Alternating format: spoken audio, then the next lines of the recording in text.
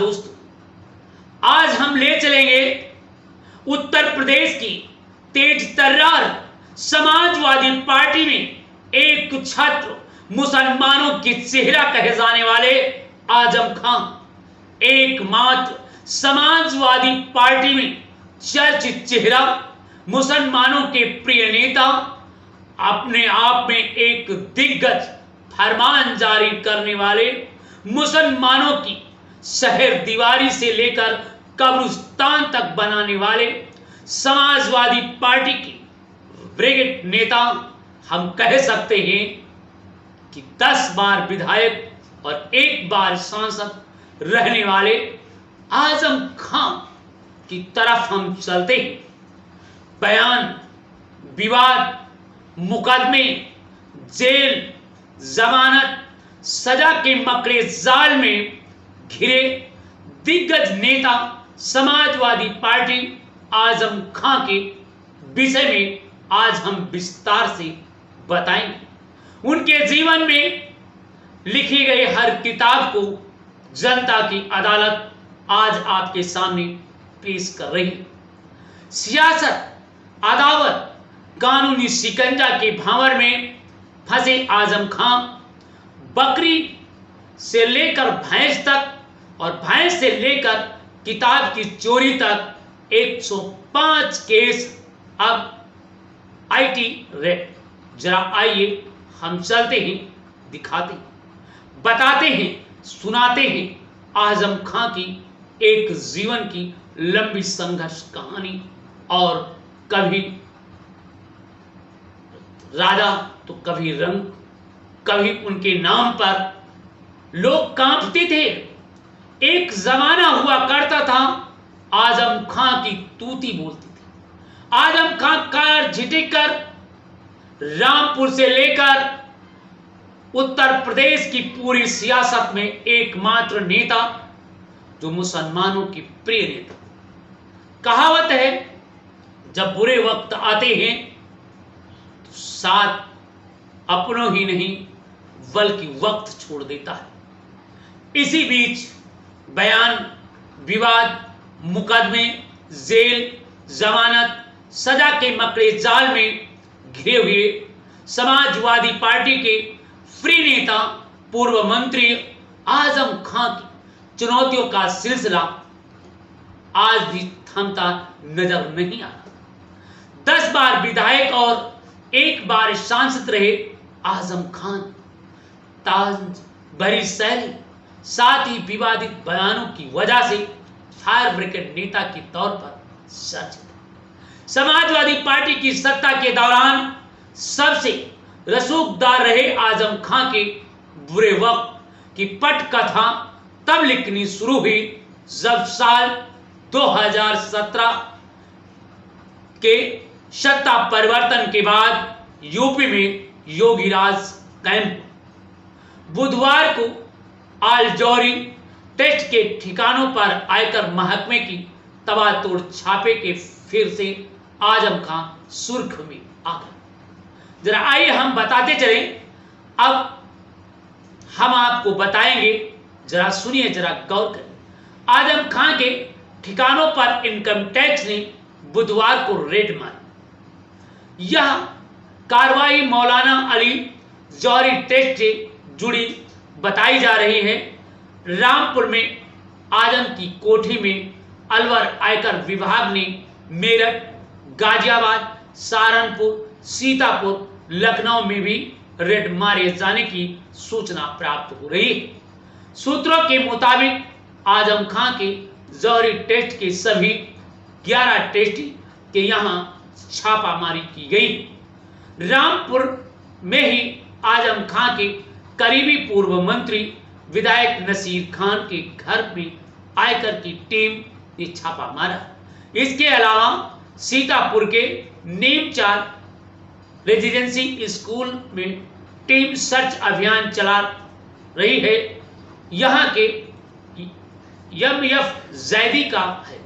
बताया जा रहा है कि जैदी जौहरी टेस्ट से जुड़े हुए हैं। इसके बाद सपा प्रमुख अखिलेश यादव ने ट्वीट कर योगी सरकार पर निशाना साधा। उन्होंने कहा कि सरकार जितनी कमजोर होगी, विपद पर छापे उतने बढ़ते जाएंगे।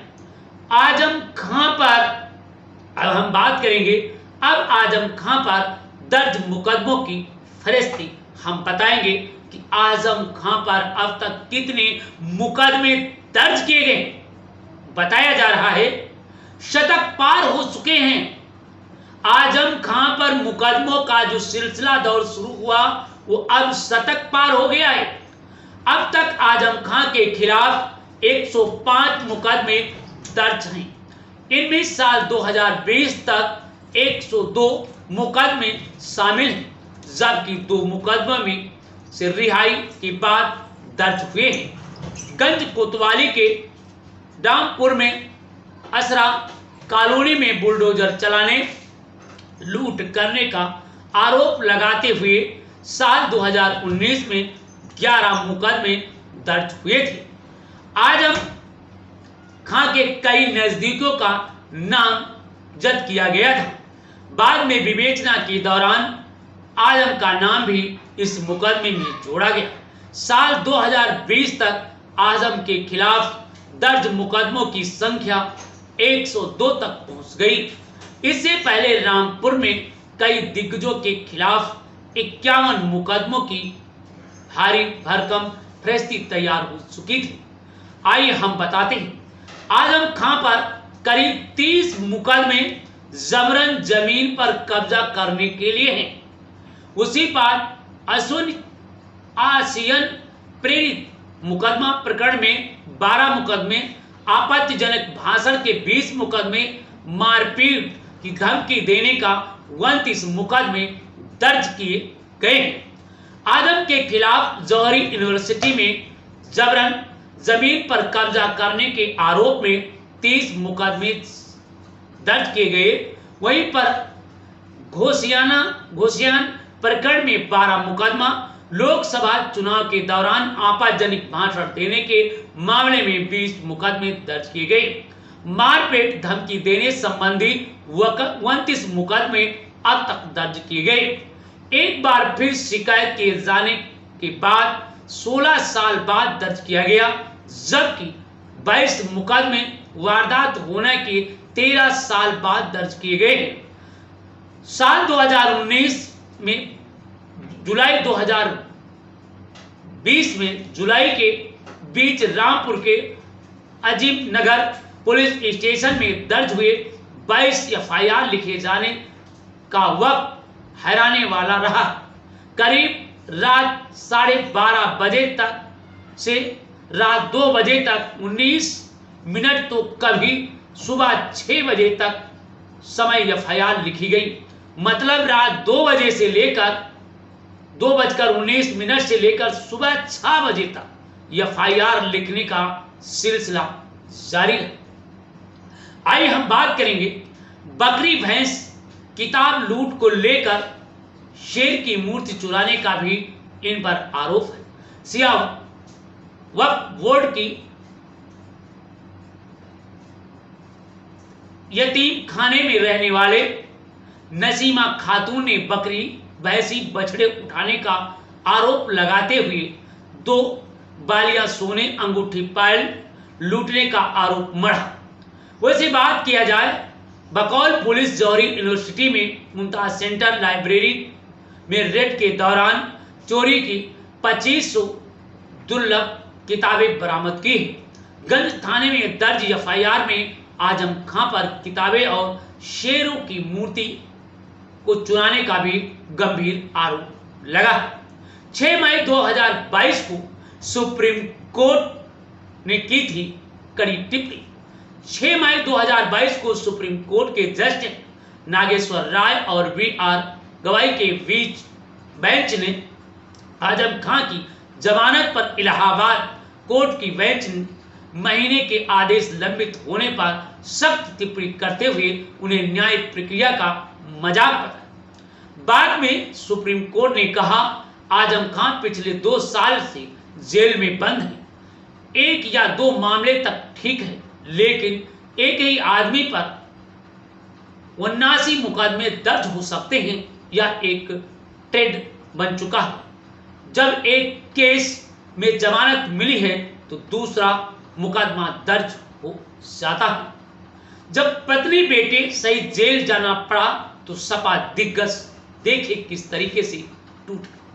धोखाधड़ी से लेकर गंभीर आरोप की तहत दर्ज मुकदमे की कोर्ट से कुर्की का वारंट होने के बाद आजम खां पत्नी डॉक्टर फातिमा और बेटे अब्दुल आजम के साथ 26 फरवरी 2020 को रामपुर की कोर्ट में आत्मसमर्पण कर दिया। अगले दिन तीनों को सीतापुर जेल भेज दिया गया। 10 महीना बाद 2020 को फातिमा जेल से रिहा हुई। 23 महीना बाद अब्दुल आजम खां 16 जनवरी 2022 को जेल बाहर आए। आजम खां पर कुल 27 महीने 23 दिन बाद बंद रहे। सुप्रीम कोर्ट से जमानत मिलने के बाद 19 मई 2022 को सलाखों के बाहर आजम खान निकल पाए। रामपुर प्रशासन और पुलिस के बाद सक्रिय हुई ईडी। आपको बताते चलें किस तरीके से आजम खां पर मुकदमों का सिलसिला शुरू हुआ और हम आपको बताते चले आजम खां को घेरने का काम। आइए हम विस्तार से बताते हैं, जरा सुनिए।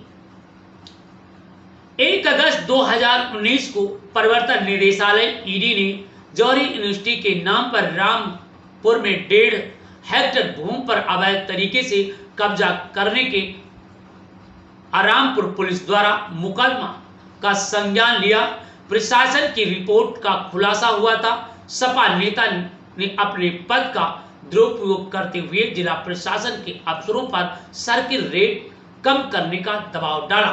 सर्किल रेट कम कराकर कीमती जमीन की खरीद फरोख्त की गई। इसके बाद ईडी ने उनके खिलाफ मुकदमा दर्ज कराया। 10 जून 2022 को समाजवादी पार्टी के शासनकाल में जल निगम में आईजीआई क्लर्क के 1342 पदों में हुई भर्ती प्रक्रिया पर सवाल उठे और कम नंबर पाने वालों के चयन होने के बाद अभ्यर्थियों ने शिकायत की कि 2016 में इलाहाबाद कोर्ट के आदेश पर तत्कालीन अखिलेश सरकार ने एसआईटी का गठन किया। 2019 में आई जांच रिपोर्ट में दोषी पाए जाने के बाद शासन ने आजम खां और अन्य अफसरों के खिलाफ मुकदमा दर्ज कर विवेचना का आदेश दिया। जल निगम भर्ती घोटाले में संज्ञान प्रवर्तन निदेशक ईडी ने भी लिया। 2022 में जेल से रिहा होने के बाद आजम खां के खिलाफ ईडी के लखनऊ जोन एसआईटी की चार्जशीट के आधार पर 10 जून को मुकदमा दर्ज किया गया। जेल से रिहा होने के बाद भी मुकदमे दर्ज होने का सिलसिला आजम पर नहीं रुका। 17 अगस्त 2022 को आजम खां के खिलाफ फिर मुकदमा दर्ज हो गया। इस बार रामपुर में आजम सहित 6 अज्ञात लोगों के खिलाफ आईपीसी की धारा 147, 195 ए, 506 और 120 बी के तहत मुकदमा दर्ज हुआ।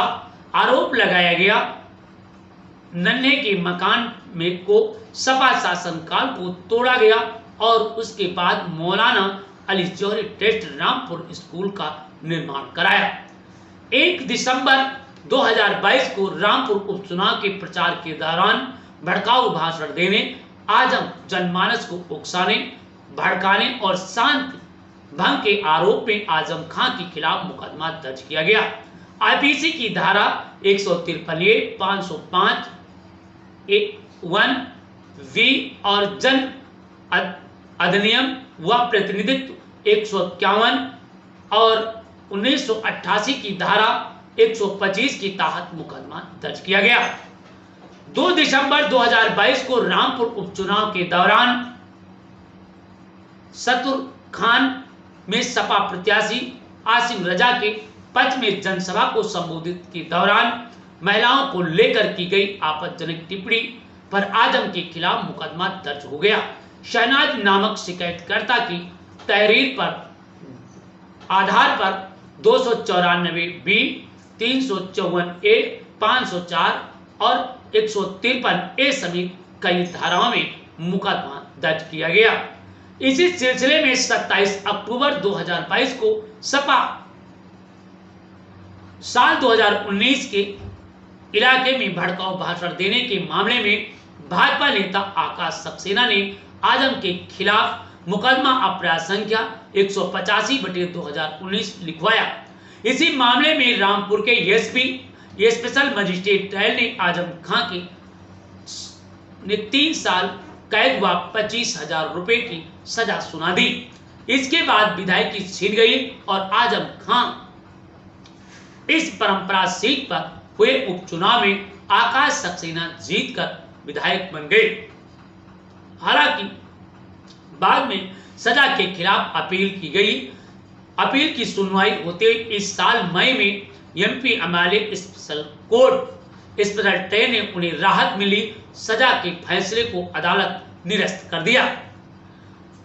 13 फरवरी 2023 को छलजेट थाने में 15 साल पुराने 2 जनवरी 2028 को आजम परिवार समेत मुजफ्फरनगर जा रहे थे। वहां चेक इन के दौरान रोके जाने पर विवाद हुआ। इसके बाद आजम के बेटे अब्दुल के साथ धरने पर बैठ गए। प्रशासन ने आरोप लगाया कि सड़क जाम करके भड़का आप पर बवाल किया और सरकारी कामकाज में बाधा पहुंचाई। मुरादाबाद एसपी एमएलए कोर्ट ने आजम खां समेत दोषी करार देते हुए 2 साल की सजा सुनाई। साथ ही दोनों को 3-3 हजार रुपए का जुर्माना लगाया। वर्ष 15 जुलाई 2023 में 2019 से लेकर लोकसभा चुनाव के दौरान शहजाद नगर के तुमेरा में दिए गए भाषण के बाद आजम खां के खिलाफ स्पीच का मुकदमा दर्ज हुआ। एडीओ पंचायत अनिल कुमार की शिकायत पर मुकदमा दर्ज। इस साल जुलाई में रामपुर एमपी एमएलए कोर्ट ने आजम खां को दोषी करार दिया। उन्हें 2 साल की सजा और 25,000 रुपए का जुर्माना लगा दिया। आजम खां के आलजोरी टेस्ट पर गंभीर आरोप लगे। आइए हम चलते हैं, एक नजर डालते हैं आजम खां।